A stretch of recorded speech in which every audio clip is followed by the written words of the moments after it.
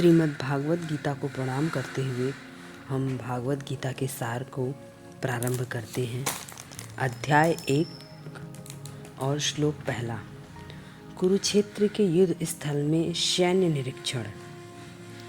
धृतराष्ट्र उवाच कर्मक्षेत्रे कुरुक्षेत्रे समवेता युत्स्व मम का पांडव चैश्रव किम कुर्वत संजय।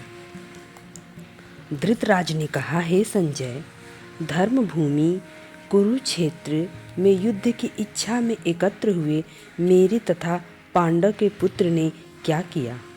तात्पर्य, भगवद गीता एक बहुत पठित आस्तिक विज्ञान है जो गीता महात्स के सागर रूप में दिया हुआ है। इसमें यह उल्लेख है कि मनुष्य को चाहिए कि वह श्री कृष्ण के भक्त की सहायता में सर्वेक्षण करते हुए भगवद गीता का अध्ययन करे और सर्व प्रेरित व्याख्याओं के बिना उसे समझने का प्रयास करे। अर्जुन ने जिस प्रकार साक्षात भगवान श्री कृष्ण से गीता सुनी और उसका उपदेश ग्रहण किया, इस प्रकार की स्पष्ट अनुभूति का उदाहरण भगवद गीता में ही है। यदि उसी गुरु परंपरा के निजी स्वार्थ से प्रेरित हुए बिना किसी को भगवद गीता समझने का सौभाग्य प्राप्त होता है तो वह समस्त वैदिक ज्ञान तथा विश्व के समस्त शास्त्रों के अध्ययन को पीछे छोड़ देता है। पाठक को भगवद गीता में न केवल अन्य शास्त्रों की सारी बातें मिलेंगी अपितु ऐसी बातें भी मिलेंगी जो अन्य कहीं उपलब्ध नहीं। यही गीता का विशिष्ट मानदंड है। स्वयं भगवान श्री कृष्ण द्वारा साक्षात उच्चरित होने के कारण यह पूर्ण आस्तिक विज्ञान है।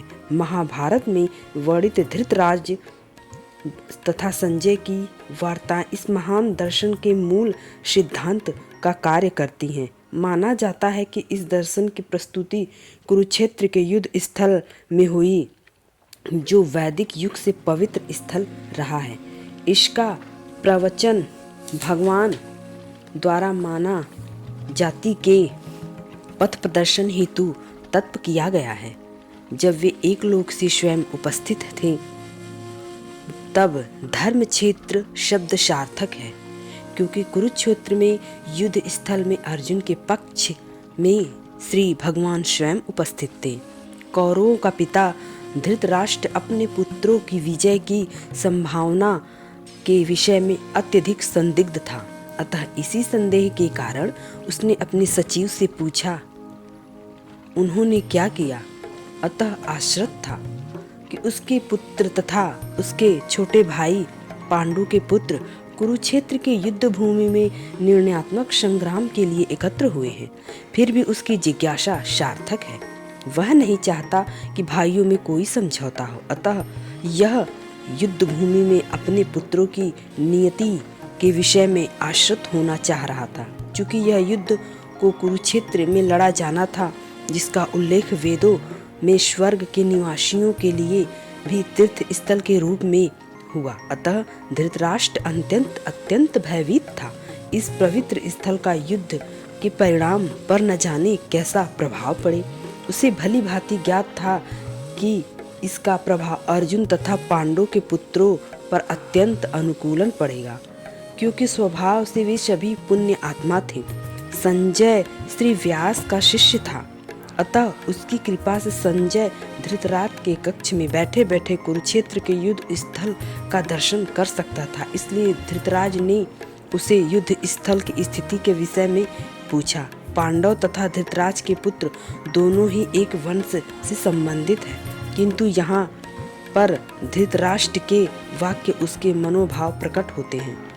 उसके जानबूझकर अपने पुत्रों को कुरु कहा और पांडव के पुत्रों को वंश के उत्तराधिकारी से विलग कर दिया।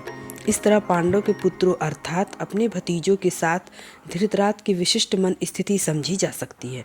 जिस प्रकार धान के खेत में अवांछित पौधों को उखाड़ दिया जाता है, उसी प्रकार इस कथा के प्रारंभ से ही ऐसी आशा की जाती है कि जहाँ धर्म के पिता श्री कृष्ण उपस्थित हों, वहाँ कुरुक्षेत्र रूपी खेत में दुर्योधन आदि धृतराष्ट्र के पुत्र रूपी वांछित पौधों का समूल नष्ट करके युधिष्ठिर आदि नितांत धार्मिक पुरुषों की स्थापना की जाएगी। यहाँ धर्म क्षेत्र तथा कुरुक्षेत्र शब्दों की उनकी ऐतिहासिक तथा वैदिक महत्वता के अतिरिक्त यही सार्थकता है।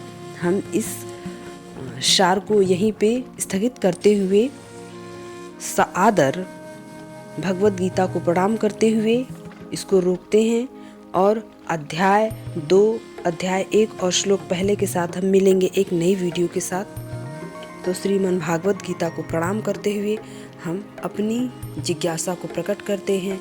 हे प्रभु, जिस प्रकार तुमने श्री कृष्ण अर्जुन को उपदेश दिया, उसी तरह इस भागवत गीता को पढ़ने से हमें भी उपदेश मिले, ताकि हम अपने पथ प्रदर्शन को समझ सकें और उसके विशेषताएं को पा सकें।